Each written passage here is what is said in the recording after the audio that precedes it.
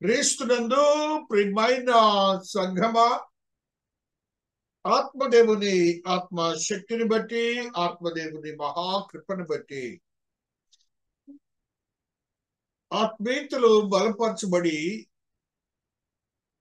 ఆత్మతో నింపబడిన మనము ప్రతినిత్యము ధ్యానిస్తున్న క్రమంలో దినదినము ఆత్మతో దేవాతి దేవుడు మాట్లాడిన సత్యాలను, అందులో దాగి ఉన్నటువంటి మర్మయుక్తమైన ఆత్మీయ బోధలను పరిశుద్ధాత్మ దేవుడు మనకు తెలియజేస్తూ మనల్ని బలపరుస్తూ ఆయన యొక్క యోగ్యకరమైన విశ్వాసులుగా స్థిరపరుస్తున్నారని యోచిస్తున్నాం.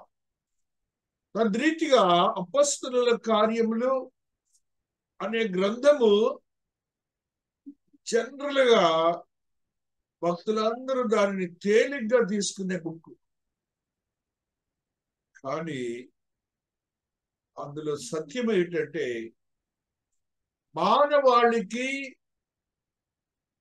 పరిశుద్ధాత్మ దేవుడు అనుగ్రహించిన గ్రంథము. మానవాళి అనగా అటు యూదులు కానీ ఇటు అన్యులు కానీ ఇరువురికి కూడాను ఈ గ్రంథము ఆ మహాదేవుడు కృపచేత అనుగ్రహించారు. మనము ధ్యానించాం 11వ అధ్యాయం 10వ అధ్యాయంలో మహాదేవుడు అనుగ్రహించినటువంటి యోగ్యకరమైన దైవజనుడి గురించి ధ్యానించాం. అన్యజనుడిగా చెప్పినటువంటి ఆ యొక్క కొర్నేలి అనే ఒక వ్యక్తిని గురించి మనం ధ్యానించాం. ఆ కొర్నేలిలో ఉన్న ఆత్మీయ స్థితిని మనం చూచినప్పుడు స్వయాన దేవాతి దేవుడే ఆయనతో సాన్నిహిత్యం చేసి దేవదూతలను పంపి, అలాగనే ప్రవక్తలను భక్తులను పంపి, ఆయనకే కాకుండా ఆయన బంధువులకు, స్నేహితులకు, అదే రీతిగా ఆయన దగ్గర పనిచేస్తున్న వారికి రక్షణ సువార్తను చాటిన స్థితిని కూడా మనం గ్రహించాం. ఇది కథలాగా తీసుకోకండి ఎప్పుడు కూడా. అందులో భావాన్ని మనం అలవర్చుకోవాలి అనే స్థితితోనే అపొస్తలుల కార్యములు మనం తీసుకున్నాం. మనం కూడా మన జీవన క్రమంలో ఒక దినమున జరగాలి. అది జరగాలి. మనకున్నటువంటి స్నేహితులు కానీ, మనకున్నటువంటి బంధువులు కానీ, మనకున్నటువంటి ఆయా పని చేసేవారు కానీ, చుట్టుపక్కల వారు కానీ, వారందరినీ ఒక కూటమి పెట్టడానికి ప్రయత్నం చేయాలి. మనము పెట్టి ఆ రక్షణ సువార్తను చాటే ఒక ఆత్మ తాకిడిని మనం పొందాలని పరిశుద్ధాత్మ దేవుడు ఈ దినాన మనల్ని నిశ్చయముగా బోధిస్తున్నారు. మనకెక్కడ కుదిరిద్దిలే అంటాను కాదు మనం ధ్యానించేది, కుదరటానికే అలా కుదిరించుకోవచ్చు అనే స్థితిని దేవుడు మనకు తెలియజేస్తున్నారు. అది దేవునికి ఇష్టమైన క్రియని మనము గ్రహించాలి. గత వారము మనము ధ్యానించాం. వారందరూ కూడాను ఎవరెవరైతే ఈ విషయంలో అనుకూలమైనటువంటి పరిస్థితులు ఏర్పాటు చేసుకున్నారు, ఇక్కడ వారు మాట్లాడుతున్నటువంటి మాటల్లో మహాదేవుని గురించి ఈ పేతురు భక్తుడు, ఆయనతో ఉన్నటువంటి శిష్యులు, వారందరూ ఉన్నటువంటి ఒక సాక్ష్యాన్ని చెప్తున్నాడు పేతురు భక్తుడు. ఒక సాక్ష్యాన్ని ఈ రీతిగా చెప్తూ ఉన్నారు. చూడండి, మరణించాడు. మరణించిన తర్వాత ఆయన ఆరోహణయ్యాడు. ఆరోహణ 40 దినములు భూమి మీద సంచరించారు. జాగ్రత్తగా ఉన్నారు. మరణించారు, పునరుత్థానుడయ్యారు, ఆ తరువాత ఆరోహణయ్యారు, ఆ తరువాత 40 దినములు భూమి మీద ఆయన సంచరించారు. శిలువ మీద మరణించాడు, భూమి మీద ఆయన సేవ చేశారు. వాస్తవే. ఇప్పుడు ఈయన చెప్తున్న మాటలు ఏంటంటే, ఒక ఆత్మతో నింపబడిన మహిమ శరీరము కలవారు భూమి మీద సంచరించవచ్చు, జీవించవచ్చు. ఆ యొక్క మహిమ శరీరము గలవారు శారీరక శరీరం కలిసి తిరగవచ్చని ఒక మాటని మనకి ఇక్కడ తెలియజేస్తున్నాడు పరిశుద్ధాత్మ దేవుడు. 40వ వచనాన్ని ఒకసారి చదువుతాను. దేవుడు ఆయనను 3వ దినమున లేపి ప్రజలందరికీ కాక, జాగ్రత్తగా వినాలి, ప్రజలందరికీ కాక దేవుని చేత ముందుగా ఏర్పరచబడిన సాక్షులకే, అనగా ఆయన మృతుల్లోని లేచిన తరువాత ఆయనతో కూడా అన్నపానములు పుచ్చుకొనిన మాకే ఆయన ప్రత్యక్షముగా కనబడినట్లు అనుగ్రహించెను. పేతురు భక్తుడు చెప్తున్న మాటలను మీరు గమనించాలి. జనులందరికీ కాక దేవుని దృష్టిలో ప్రత్యేకమైన జనాంగంగా మనం ఉంటున్నామా లేదా? చాలా సున్నితంగా దేవుడు చెప్తున్నాడు. ఇప్పుడు వాళ్ళు అంటున్నారు ప్రజలందరికీ కనబడటం అనేది ఒక వంతు అయితే, మాకు ప్రత్యక్షంగా కనబడినట్లు ఆయనతో అన్నపానములు పుచ్చుకొనిన మాకు ఆయన ప్రత్యక్షంగా కనపడ్డారు అనే భావనని మనకి ఇప్పుడు చెప్తున్నాడు. మహిమ శరీరం గల దేవుడు వారితో కూడా ఉన్నారట, వారితో కూడా అన్నపానములు పుచ్చుకున్నారట. ఆ కామ ఉంటుంది చూడండి, మాకి అన్న తర్వాత ఆయన ప్రత్యక్షముగా కనబడినట్లు అనుగ్రహించి, ఆ సెంటెన్స్ కంటిన్యూషన్, దాన్ని ఆ సెంటెన్స్ కంటిన్యూషన్ కి కామ పెట్టారు. అనగా ఇది మామూలు మాట కాదు కాబట్టి జాగ్రత్తగా వినాలి. మహిమ శరీరంతో రేపు నీకు 1000 ఏండ్ల పాలనలో నీవు తిరుగుతావు, సంచరిస్తావు. నీ దేవుడు మహిమ శరీరంతో ఉంటారు. అందరూ కూడా భూమి మీద మనలాంటి శరీరము గల వారితో ఆ మహిమ శరీరము గల వారు అన్నపానములు పుచ్చుకుంటారు. ఇది రేపు 1000 ఏళ్ల పాలనలో మనం చూడబోతున్నటువంటి ఆత్మీయ సత్యం అని గ్రహించాలి. అనగా రేపు 1000 ఏండ్ల పాలనలో దేవుడు భూమి మీద ఆయన రాజ్యాన్ని చేస్తారని మనం ఎప్పుడు చెప్పుకుంటూనే ఉంటాం. ఆ రీతిగా పౌలు భక్తుడు చెప్తున్నటువంటి, పేతురు భక్తుడు చెప్తున్నటువంటి ఈ మాటను ఒకసారి చదువుతాను నేనే. దృఢ సాక్ష్యం ఇవ్వాలని మాకు ఆజ్ఞాపించను. ఇక్కడేమో ప్రత్యక్షముగా కనపడినట్లు అనుగ్రహించను, ఇక్కడేమో ఇదియుగాక దేవుడు సజీవులకును మృతులకును న్యాయాధిపతినిగా నియమించిన వాడు ఈయనే అని ప్రజలకు ప్రకటించి దృఢ సాక్ష్యం ఇవ్వాలని మాకు ఆజ్ఞాపించను. కాబట్టి ఆ ఆజ్ఞ అనేది నీకు నాకు ఇవ్వలేదు అనుకుంటున్నారా? మనకి ఎప్పుడు వాక్యంలో బోధించేదే కదండి, అది కూడా ఆజ్ఞేనండి. ఏదో పాస్ గారు వాక్యం చెప్పండి, స్వార్థీకరణ చేయండి, లేకపోతే దేవుని గురించి సాక్ష్యం చెప్పండి అనేది అది ఒక ఆజ్ఞ నీకు నాకు. అందుకనే అపోస్తుల కార్యాన్ని మనం ధ్యానించేది. ఆయన ఎంతో దృఢంగా చెప్తున్నారు, దేవాతి దేవుడు మమ్మలను ఒక సాక్షిగా పెట్టుకున్నారు, ఇవన్నీ చెప్పాలి మీరని. కాబట్టి మనము మన ఆత్మీయతను బలపరుచుకున్నటువంటి మనము అపోస్తుల కార్యమును ధ్యానించడం అనేది ఒక వంతు అయితే, ఆ దానిలో ఉన్న ఆత్మీయ బోధలు ఏంటో మనం గ్రహించాలి. ఆత్మీయ బోధలు ఏంటి ఇప్పుడు మనం గ్రహించింది? మనము ఏవైతే ఆయన వాక్యములో ఉన్న సత్యములు ఎరిగి ధ్యానిస్తున్నామో వాటిని ఒక సాక్షిగా లోకములో ఉండాలి.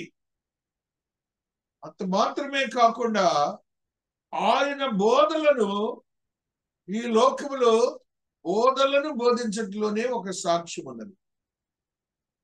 అంతే కదండి, మనం ఏదైనా బోధిస్తున్నాము, అంతకుముందు మనం పితరులు కానీ మనవారు కానీ మనం కానీ ఏదో ఆ దేవతలను ఆరాధించేవారము. ఇప్పుడు మాట్లాడుతున్నామంటే బోధ చేస్తున్నామంటే సాక్ష్యమే కదండి. అక్కడే మనం అందరం కూడా ఏదో కాపర్లు, సువార్థికులు, బోధకులే చేస్తారు అనే భావన ప్రక్కన పెట్టండి. ఆ భావనను ప్రక్కన పెట్టినప్పుడు వారేమో స్వయాన వారు దేవునితో మాట్లాడారు. ఇప్పుడేం పరిశుద్ధాత్మ దేవుడు స్వయాన మనతో మాట్లాడుతున్నారు. చూస్తుంది కదండి, స్వయాన మహాదేవుడు మనతో మాట్లాడుతున్నారు. ఆయన మాట్లాడుతున్న మాటల్ని మనము ఆ రీతిగా తీసుకోవాలి. కానీ అందులో జరిగిన సంఘటన అనే భావన మీరు ప్రక్కన పెట్టండి. జరిగిన సంఘటనే అయితే దేవుడు మనతో మాట్లాడుతున్నారు. ఎందుకని ఈ మాట చెప్తున్నానంటే, ఆయన వందు విశ్వాసం ఉంచువాడెవడో వాడు ఆయన నామము మూలముగా పాప క్షమాపణ పొందునని ప్రవక్తలందరూ ఆయనను గూర్చి సాక్ష్యం ఇచ్చుచున్నారని నేను. మన ప్రవక్తలు బోధించారు కదా మనకి, దాన్ని మనం బోధ అనుకుంటున్నాం. అది ఒక సాక్ష్యము. దాని మీనింగ్ ఇప్పుడు మనం మార్చుకోండి. సువార్థీకరణ, బోధ, దాంట్లో ఏముందిట? ఒక సాక్ష్యం ఉందిట. ఆ సాక్షిగా నువ్వు ఉంటున్నావా లేదని దేవుడి దినాన a pertinent question had been put by Holy Ghost today. మహాదేవుని యొక్క ఆత్మీయతలో బలపరచబడినట్టు మనము, అన్యజనులుగా రక్షింపబడినటువంటి మనము, నీవు ఎంతవరకు దేవునికి సాక్షిగా ఉంటున్నావు? ఎంతవరకు నీ యొక్క ఆత్మీయతను పౌలు భక్తుని వలె, మన పితరులైనటువంటి ప్రవక్తల వలె బోధించి సాక్షిగా ఏర్పాటు చేస్తున్నావు దేవునికని పరిశుద్ధాత్మ దేవుడు మనల్ని ఒక దృఢమైన ప్రశ్న వేసి మనల్ని బలపరుస్తున్నారనే భావనని కలిగి ఉండాలి. కాబట్టి క్రీస్తునందు ప్రియమైనటువంటి వారులారా, ఈ దినమున వాక్యములో మహాదేవుడు ఒక అద్భుతమైన సత్యాన్ని చెబుతున్నాడు. విశ్వాసులుగా చెప్పబడిన మనము దేవునికి సాక్షులుగా ఉంటున్నామా లేదా? ఆయన యొక్క నీతియుక్తమైన కమాండ్స్ చూడండి. అక్కడే ఆయన ఏమంటున్నాడంటే, దేవాతి దేవుని యొక్క ఆత్మీయతలో మాకు ఆజ్ఞాపించను, మాకు ఆజ్ఞాపించను. దేవుడు ఆజ్ఞ అండి మనకి. మనం అనుకున్నాం అని చెప్పాడు. ఆజ్ఞ అంటే ఎలాగుంటుంది? ఆజ్ఞలు అంటే ఎలాగుంటాయి? ఒక అధికారి ఆజ్ఞ ఇస్తాడు, ఒక చట్టము ఆజ్ఞ ఇస్తుంది. ఆ చట్టము, అధికారి ఆజ్ఞలను బట్టి మన జీవితాలు గడుస్తూ ఉంటాయి. దాన్ని మనం ఫాలో అవ్వాలి. లేకపోతే ఏమవుతుంది? మనల్ని ఆ లా అండ్ ఆర్డర్ అయితే ఆ డిపార్ట్మెంట్ వాళ్ళు కేసులు పెడతారు. లేకపోతే ఇంకో డిపార్ట్మెంట్ వాళ్ళు అయితేనేమో ఆజ్ఞల్ని పాటించినప్పుడు వాళ్ళ యాక్షన్ వాళ్ళు తీసుకుంటారు. ఇప్పుడు నీ దేవుడు ఆజ్ఞ ఇచ్చినప్పుడు నువ్వు ఆజ్ఞను పాటించకపోతే ఏం చేస్తారు? దేవుని దృష్టిలో నీకు ఏది మార్కులు రావాలో అయ్యే కనపడతాయి. దేవుడు ప్రత్యేకించి అపోస్తల కార్యాలు ఇచ్చిన కారణం అది. ఆత్మదేవుని యొక్క ఆత్మీయతలో బలపరచబడినటువంటి మనము, ఆత్మీయతలో స్థిరపరచబడినటువంటి మనము, దేవాతి దేవుడు ముందుగా ఏర్పరచబడిన వారం మనము. అందరం గమనించాలి. ఇక్కడ కూర్చున్న వాళ్ళము, జూమ్ లో వస్తున్న వారము, మనమందరము గమనించాల్సింది ఏంటంటే, మనమందరము ముందుగా ఏర్పరచబడినటువంటి జనాంగము. ఆయన యొక్క క్రమంలో ఏర్పరచబడిన అందరూ ఈ సమయంలో ఎక్కడెక్కడ తిరుగుతున్నారండి. ఈ సమయంలో ఎక్కడెక్కడ తిరుగుతున్నారు. మనమేమో ఆయన పాద సన్నిధిలో ఉంటున్నాము. దాన్ని బట్టి మనం ఏం అర్థం చేసుకోవాలి? ముందుగా ఏర్పరచబడిన జనాంగం అని మీరు గుర్తించాలి. ఏదో వినటానికి వచ్చి ఉంటామని మనం అనుకుంటాం. ఏదో దేవుని వాక్యాన్ని మనం అలవాటు చొప్పున ఉన్నాం కదని అనుకుంటాం. తప్పుకో అనుకోండి. కానీ మనము ముందుగా దేవుని దృష్టిలో ఏర్పరచబడినటువంటి జనాంగము. కాబట్టి మనము ఏర్పరచబడిన జనాంగం అంటే పౌలు భక్తుని వలె, పేతురు భక్తుని వలె మనం ఎలా ఉండాలి? దృఢమైనటువంటి విశ్వాసంతో ఉండాలి. ఆయనకు నమ్మకమైన సాక్షులుగా ఉండాలి. ఇది నా వాక్యం, అది చెప్తున్నాడు దేవుడు. మనము ఆయనకు నమ్మకమైన సాక్షులుగా ఉండాలని మహాదేవుడు మాట్లాడు.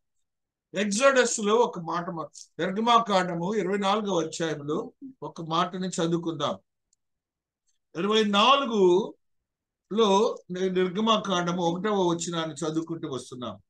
మరియు ఆయన మోషేతో ఇట్లనెను, నీవును అహరోనును నాదాబును అహీబును ఇశ్రాయేలీయుల పెద్దలలో 70 మంది యెహోవా యొద్దకు ఎక్కి వచ్చి దూరమున సాగిలపడుడి.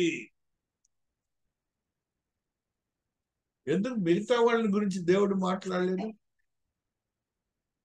పేర్లతో సహా దేవుడు చెప్తున్నాడు. కాబట్టి దేవుని సన్నిధిలో మనము ఏర్పాటు చేయబడిన జనాంగం అని ఈ యొక్క మాట ద్వారా మీరు గ్రహించాలి. మోషే ఉన్నట్ట, అహరోను ఉన్నట్ట, 70 మంది ఆత్మతో నింపబడిన వారు ఉన్నారట. ఆయన తోడు నాదాబు వీళ్ళందరూ కూడా ఉన్నారు. కాబట్టి ఇప్పుడు మనం ఏం చెప్పేది ఏంటంటే, ఆత్మతో నింపబడిన వాడనై మనమందరము కూడాను దేవుడు ఏర్పాటు చేయబడిన, ముందుగా ఏర్పాటు చేయబడిన జనాంగము. మనోళ్ళు ఎవరో కొంతమంది వస్తున్నారు, కొంతమంది రావట్లేదు, అది మనకు అనవసరం. దేవుని మనస్సు ఏంటో తెలుసుకోవాలి. మనము ఆ మనస్సును బట్టి మనం పరిగెత్తాలి అని దేవుడు ఇతర వాక్యంలో మనకు సెలవిస్తున్నారు. అలాగనే హెబ్రీలకు రాసిన పత్రిక 12వ అధ్యాయము 18వ వచనాన్ని ఒకసారి చదువుకుందాం. హీబ్రూస్ 12:18లో ఆత్మదేవుడు ఈ మాటని మనకు తెలియజేస్తూ ఉన్నారు. మరి 18వ వచనము, హల్లెలూయా, 12:18 ఆత్మదేవుని యొక్క శక్తివంతమైన స్థితిని సృష్టించి తెలుసుకొన జరిగినట్టు మండుచున్నట్టు కొండకును అగ్నికిని కారు మేఘమునకును గాఢాంధకారమునకును తుఫానునకును ఊరధ్వనికిని మాటల ధ్వనికిని మీరు వచ్చి ఉండలేదు. ఒక జంతువు అయినను ఆ కొండను తాకినట్లా రాళ్లతో కొట్టబడవలనని ఆజ్ఞాపించిన మాటకు వారు తాళలేక ధ్వని వినిన వారు మరి ఏ మాటయు తమతో చెప్పవలదని బతిమాలుకొనిరి. మహాదేవుడు స్పష్టంగా మాట్లాడుతున్నాడు. ఆత్మీయతలో బలపరచబడినటువంటి మనము, శక్తివంతమైన దేవుని స్థితిని పొందుకున్నటువంటి మనము, మహాదేవుడి యొక్క ఆత్మీయతలో బలపరచబడి సిద్ధపరిచినటువంటి మనము, మహాదేవుడు ఈ రీతిగా మాట్లాడుతూ వస్తున్నారు. ఏమని చెప్తున్నాడు? ఆ జనాంగాన్ని తాకూడదనే జనాంగానికి ఇక్కడ ఏం రాస్తాడండి? సృష్టించి తెలుసుకొనదగినట్టు మండుచున్నట్టు కొండకును అగ్నికిని కారు మేఘములను గాఢాంధకంతో బానుకును దూరధ్వనికిని మాటలు మీరు వచ్చి ఉండలేదు. ఒక జంతువైనను ఆ కొండను తాకినడలా రాళ్లతో కొట్టబలని ఆజ్ఞాపించిన మాటకు వారు తాళలేక ఆ ధ్వని వినిన వారు మరి ఏ మాట అంత చెప్పలేదు బతి మాలుకొనిరి. మరియు ఆ దర్శనం ఎంతో భయంకరంగా ఉన్నది. మోషే, నేను మిక్కిలి భయపడి వణుకుచున్నాను నిన్ను. చూసారా దేవుడి యొక్క ఆజ్ఞలు ఎలాగొట్టి అంటే, ఆ శబ్దానికే వాళ్ళు ఇబ్బంది పడితే అక్కడికి వెళ్ళిన వాళ్ళకి ఎలాగుంటుందండి? కాబట్టి మనం ముందుగా ఏర్పాటు చేసిన జనాంగానికి అందులో ఆత్మ జ్ఞానం ఏంటో తెలుస్తుంది. శక్తివంతమైన జ్ఞానం ఏంటో మనం పొందుకుంటాం. మహాదేవుడు మనతో ఈ దినాన్ని సుస్పష్టంగా మాట్లాడుతూ ఈ సత్యాన్ని తెలియజేస్తూ ఉన్నారు. రోమీయులకు రాసిన పత్రిక 10వ అధ్యాయం 20వ వచనంలో మరి ఒక సత్యాన్ని చదువుకుందాం. రోమీయులకు రాసిన పత్రిక 10వ అధ్యాయము 20వ వచనంలో ఆ మహాదేవుడు ఈ సత్యాన్ని మనకు తెలియజేస్తూ ఉన్నారు. 10:20లో ఈ సత్యము లిఖించబడి ఉంది. మరియు యెషయా తెగించి, నన్ను వెదకని వారికి నేను దొరికితిని, నన్ను విచారింపని వారికి ప్రత్యక్షమైతిని అని చెప్పుచున్నాడు. ఇశ్రాయేలు విషయమైతే అభిధైన ఎదురాడు ప్రజలకు నేను దినమంతయు నా చేతులు దాచుకుని అని చెప్పుచున్నాడు. అలాగైన ఎడలా నేను అడిగినదేమనగా, దేవుడు మన ప్రజలను విసర్జించినా అట్లన్నారు.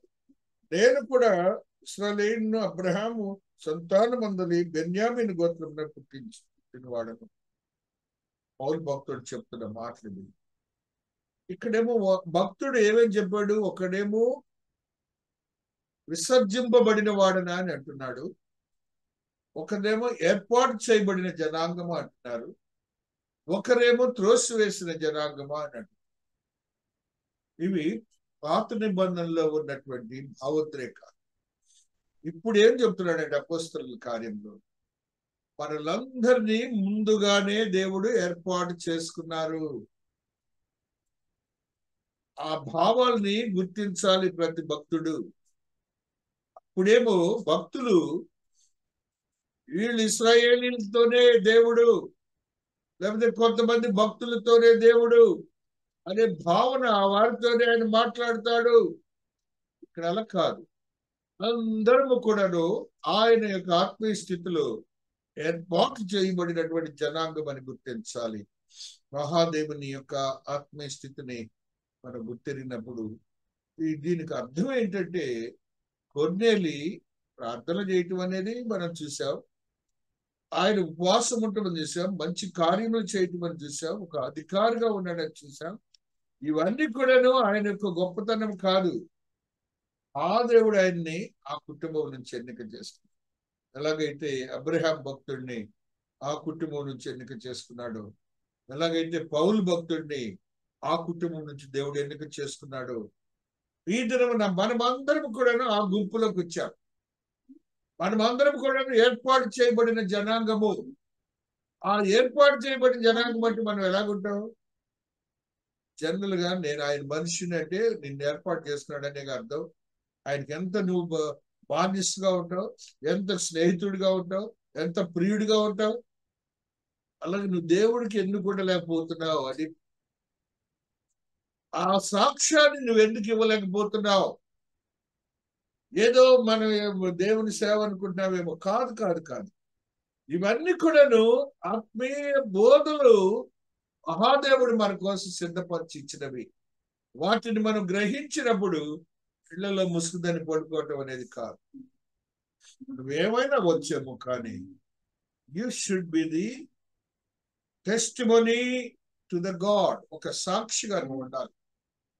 ఒక సాక్షిగా నీ జీవితం ఉండాలి. నిన్ను దేవుడు ఏర్పాటు చేస్తున్నాడనే దృఢమైన నమ్మకం నీకు ఉండాలి అనే స్థితిని దేవుడు ఇది నాతో మాట్లాడుతున్నారు, నీతో మాట్లాడుతున్నారు. నీవు అప్పుడు సాక్షిగా ఉన్నప్పుడు ఏమవుతుంది?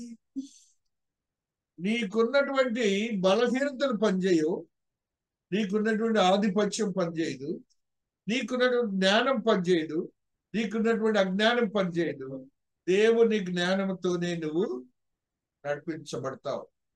దేవుని యొక్క శక్తితోనే నువ్వు నడిపించబడతావు అని వాక్యం ఏదైనా మనందరితో మాట్లాడుతూ ఉన్నది.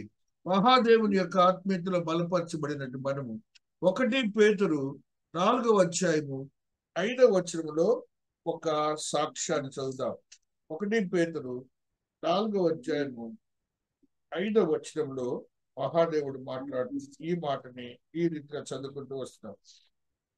సజీవులకును మృతులకును తీర్పు తీర్చుటకు సిద్ధముగా ఉన్నవానికి వారు ఉత్తరవాదులై ఉన్నారు.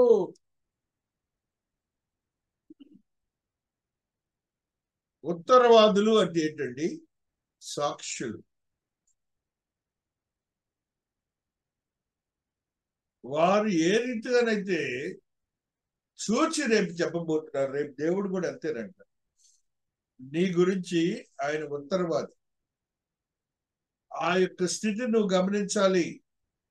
ఊరికి ఏదో దేవుడిని రక్షించబడ్డానని నువ్వు చెప్పుకోవచ్చేమో, కానీ అందు వెనక దాగి ఉన్నటువంటి స్థితిని నువ్వు కలిగి ఉండి నీవు దేవుని కొరకు సిద్ధపరచబడిన జనాంగంగా ఉంటున్నావా లేదని మహాదేవుడు మనలందరినీ ప్రశ్నిస్తూ ఉన్నాడు.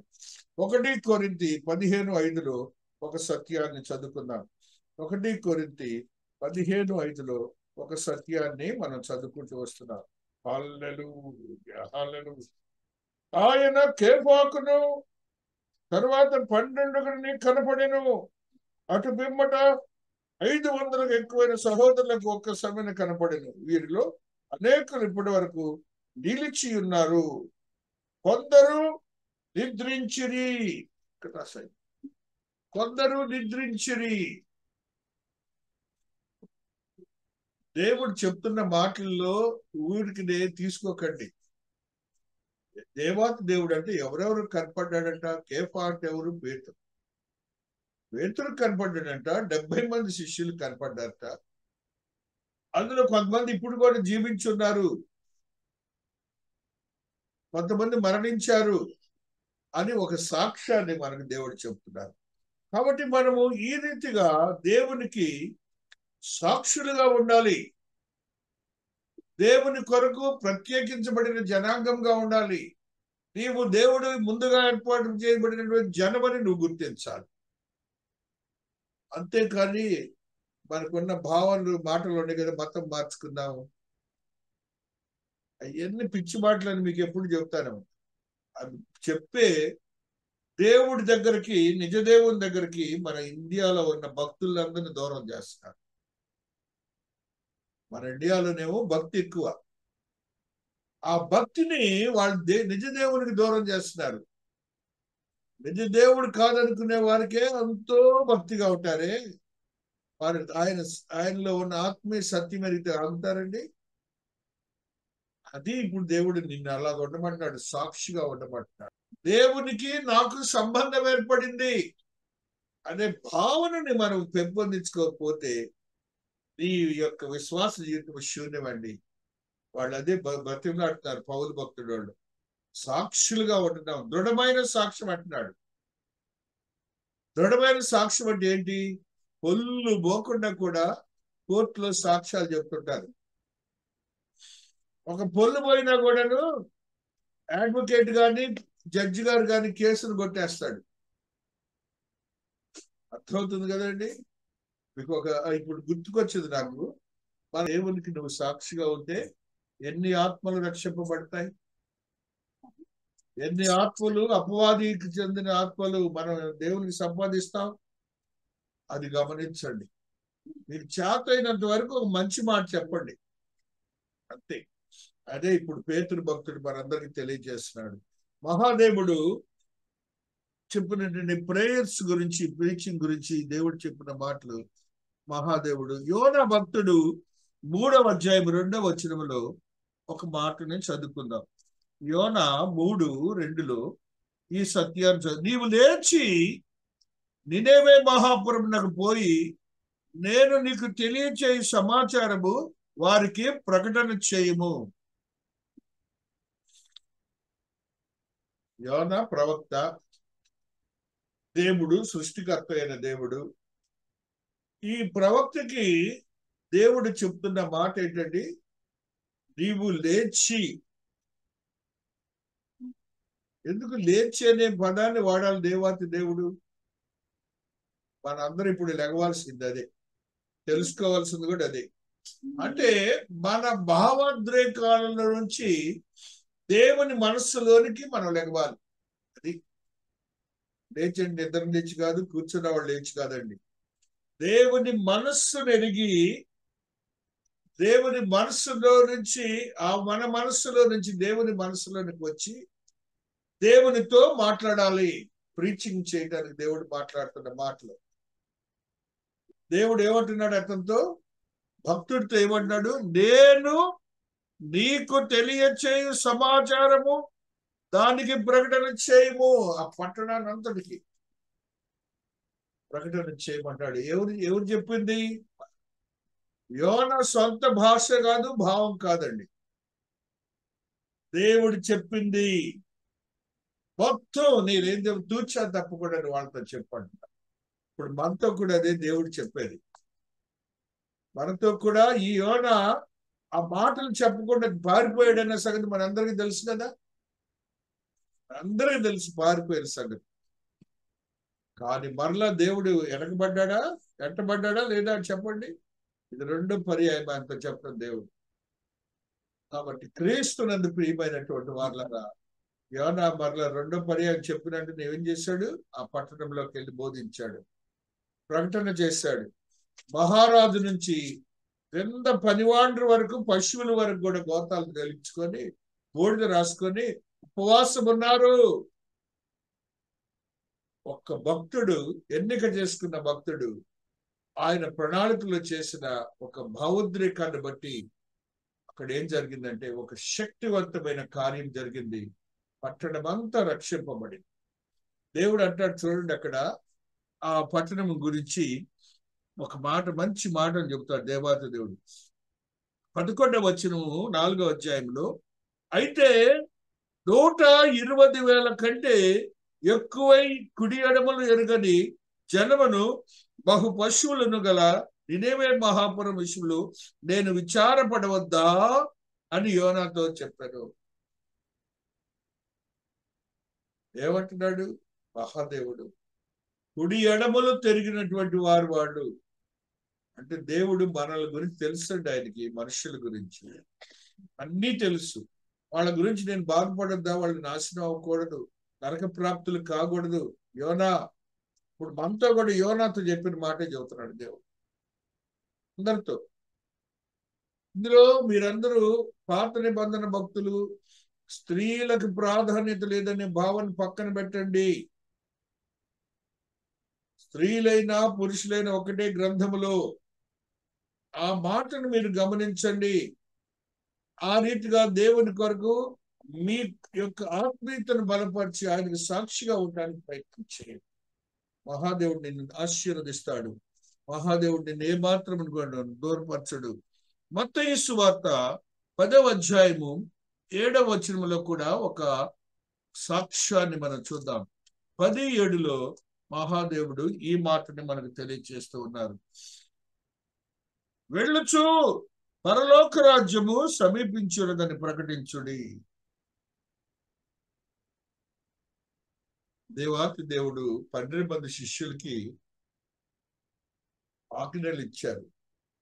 ఏమేం చెప్పాలో కూడా చెప్తున్నాడు దేవాతి దేవుడు. చూడండి, అక్కడే 5వ వచనాన్ని 5వ వచనాన్ని చదువుకుంటున్నా. యేసు ఆ 12 మందిని పంపుచు వారిని చూచి వారికి ఆజ్ఞాపించినదేమనగా, మీరు అన్య జనుల దారిలోనికి వెళ్ళకుడి. అన్య జనుల దారిలోనికి వెళ్ళకుడి. సమరయు ఏ పట్టణంలో ప్రవేశింపకుడి, కానీ ఇశ్రాయేలు వంశములోని నశించిన గొర్రెల మధ్యకే వెళ్ళుడి. వెళ్ళుచు పరలోక రాజ్యము సమీపించును ప్రకటించుడి. రోగులను స్వస్థపరచుడి, చనిపోయిన వారిని లేపుడి, కుష్టు రోగులను శుద్ధులుగా చేయుడి, దయ్యములను వెళ్ళగొట్టుడి, ఉచితముగా పొందితుడి ఉచితముగా ఇయ్యుడి. ఏమన్నాడు యేసుక్రీస్తు చెప్పిన మాట ఇది. మీకు ఉచితంగా ఇచ్చాను, మీరు ఉచితముగా వారికి ప్రార్థన చేసి ఆశీర్వాదాలు ఇవ్వండి. అసలు అక్కడే సువార్థికుడు దెబ్బతింది. ఆయన మాట వింటలేదు, మనము ఆయన ఆజ్ఞను వింటలేదు. ఆయన యొక్క ఆత్మీయతలో జీవించే స్థితిలో మనం లేము. దేవుడు ఏం చెప్పాడో చేయలేకపోతున్నాం. ఆ శిష్యుడికే కాదండి, అందరికీ. మహాదేవుడు మాట్లాడుతున్నాడు. నమ్మకపోవచ్చు, వినకపోవచ్చు, అవమానపరచబడచ్చు, కానీ నువ్వు మాత్రం నీ సమీపంలో ఉన్న ఆత్మను రక్షించుకో.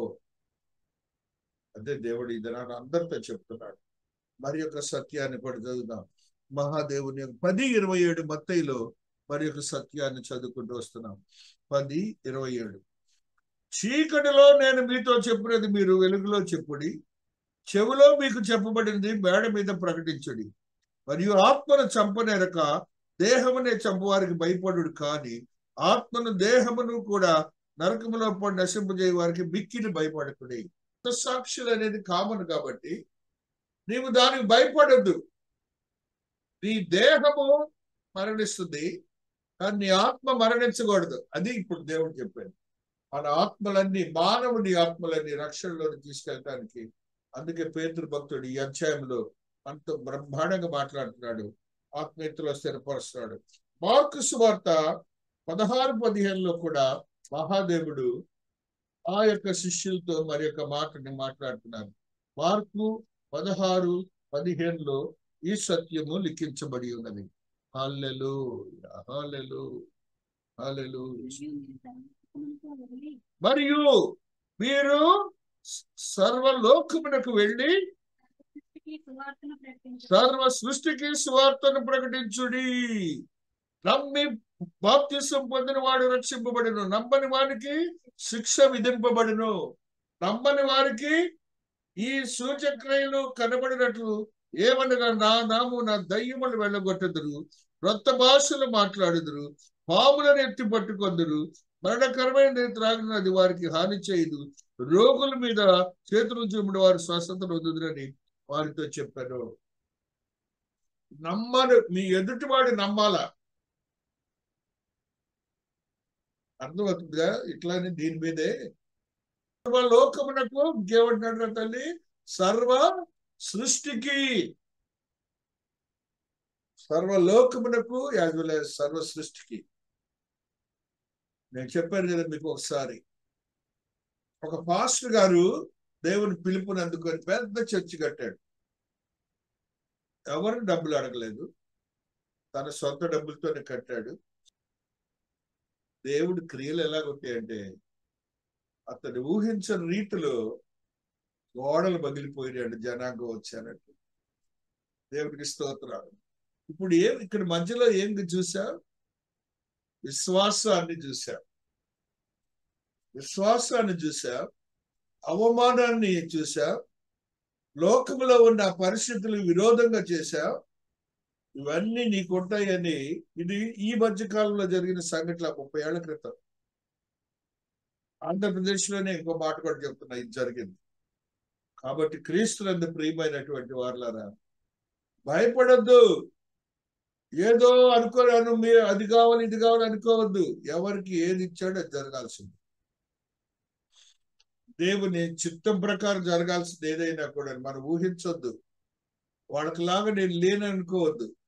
నీవు చేయవలసిన నీతియుక్తమైన కార్యం వచ్చేవి అంతే. దేవుడు చెప్పిన మాటలు ఇవన్నీ మీకు చెప్తున్నాను. కాబట్టి విశ్వసించిన వారితోనే కార్యాలు జరుగుతాయి. మహాదేవుని యొక్క కృపను బట్టి మరి ఒక సత్యాన్ని చదువుకుందాం. లూకాసు వార్త 9వ అధ్యాయము 6వ వచనంలో ఒక పాటని ఆత్మదేవుడు తెలియజేస్తూ ఉన్నాడు. 9:6లో ఈ సత్యాన్ని చదువుకుంటూ వస్తున్నాం. 9వ అధ్యాయము 6వ వచనం. వారు బయలుదేరి అంతటా స్వార్థ ప్రకటించుతూ రోగులను స్వస్థపరచు గ్రామంలో సంచారము చేసిరి.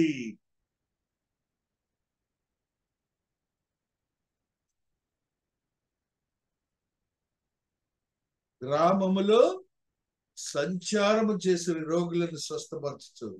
ఆ పై వాక్యం ఒకసారి చూడండి, దేవుడు చెప్పిన మాట. మిమ్మును ఎవరు చేర్చుకొనరో ఆ పట్టణములో నుండి బయలుదేరినప్పుడు వారి మీద సాక్ష్యముగా ఉండుటకు మీ పాదధూళి దులిపివేయడని వారితో చెప్పారు. అన్ని వివరంగా ఆ రోజు దేవుడు చెప్పాడండి ఇవన్నీ. ఆయనేమి మనల్ని భ్రమ పెట్టడానికి చెప్పిన వాక్యం కాదు ఇదంతా కూడా.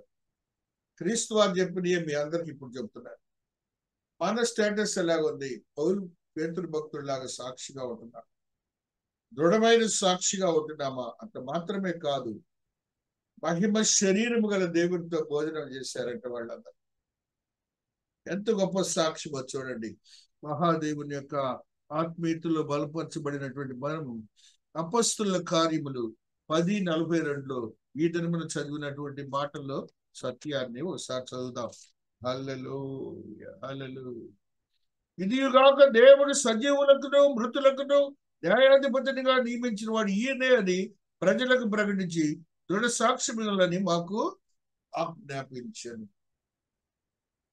మన వాక్యంలో కూడా ఏ విధమైన బోధ చేయాలి కూడా చెప్తున్నాడండి. సజీవులకి మృతులకు దేవుడు. కాబట్టి నిత్య జీవానికి వెళ్ళే వారికి, ఆ మృతులకు కూడా, నరకానికి వెళ్ళేవాడికి కూడా దేవుడు ఆయనే. కానీ వాళ్ళు దేవుడిని మర్చిపోయారు, అందుకని సాతాను బంధకంలో ఉన్నారు, నరకానికి వెళ్ళారు. కాబట్టి దానికి మళ్ళీ వివరంగా చెప్పాలి జనాలకి, అందుకని ఆయన అప్పుడే అన్ని చెప్పేశారు. మరియు ఒక మాట 2 తిమోతిలో 4:2లో మరి ఒక సత్యాన్ని చదువుదాం. 2 తిమోతి 4:2లో మహాదేవుడు ఈ సత్యాన్ని మనకు తెలియజేస్తూ ఉన్నారు. 4వ అధ్యాయము 2వ వచనం. వాక్యమును ప్రకటించుము, జాగ్రత్త వినాలి. వాక్యమును ప్రకటించుము, సమయమందును అసమయమందును ప్రయాసపడుము, సంపూర్ణమైన దీర్ఘశాంతంతో ఉపదేశించు, ఖండించుము, గద్దించుము, బుద్ధి చెప్పుము. సంపూర్ణమైన దీర్ఘశాంతముతో, అది కోపం, ఉద్రేకం, ఉద్వేగం, దీర్ఘశాంతమైన వాడొచ్చు కానీ మళ్ళీ సంపూర్ణమైన దీర్ఘశాంతం ఎందుకు? అనగా ఏ మాత్రము కూడాను నీకున్నటువంటి శారీరక సంబంధమైన ఆ ఉద్వేగాలు, ఉద్రేకాలు సేవకునికి, వాక్యం బోధించేవాడికి పనికి రావు. అంటే ఎదుటి వాళ్ళు ఏదైనా చేయబోతుంటారు, అవన్నీ కూడా నువ్వు ప్రలోభపడదు. అలాగే నేను ఇక్కడే అంటున్నాడు చూడండి, ఎందుకనగా జనులు హితబోధను సహింపక దురద చెవులు గలవారై తమ స్వకీయ దురాశలకు అనుకూలమైన బోధలను తమ కొరకు పోగు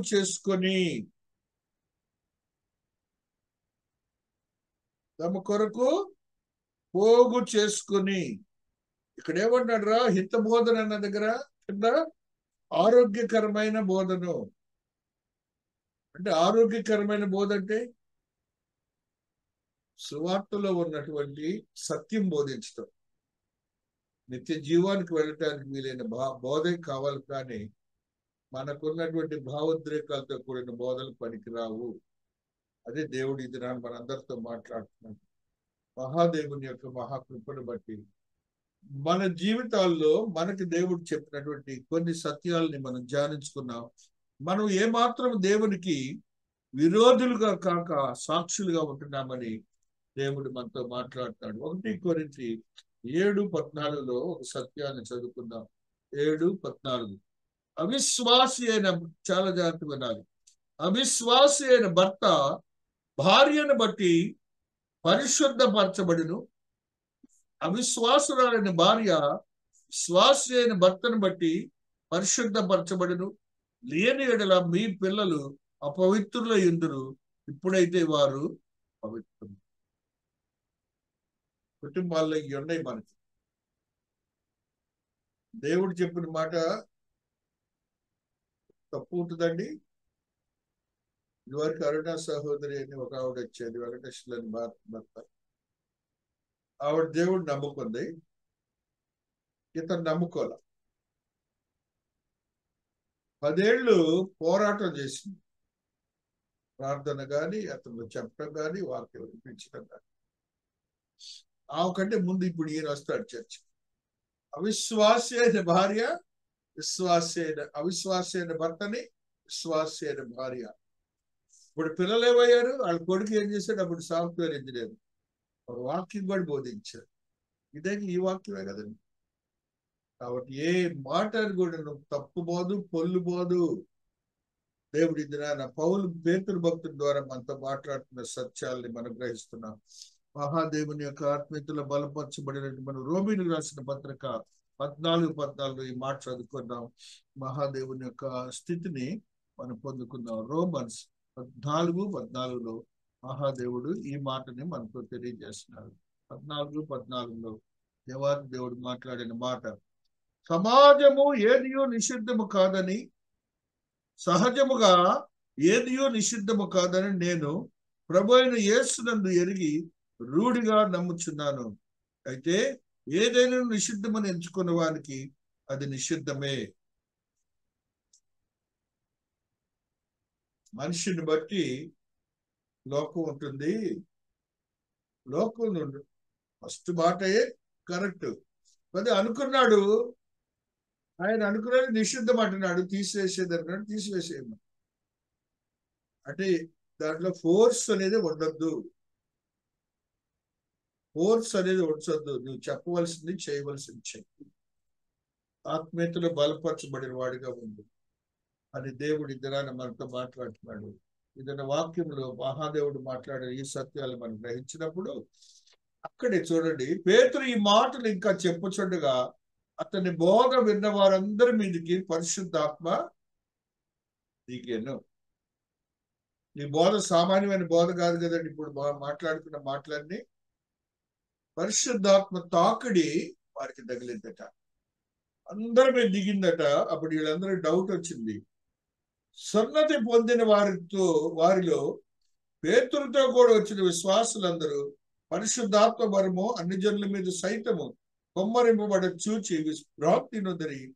ఏలైనగా వారు భాషలతో మాట్లాడుతూ దేవుని కనపరచుండగా వినరి.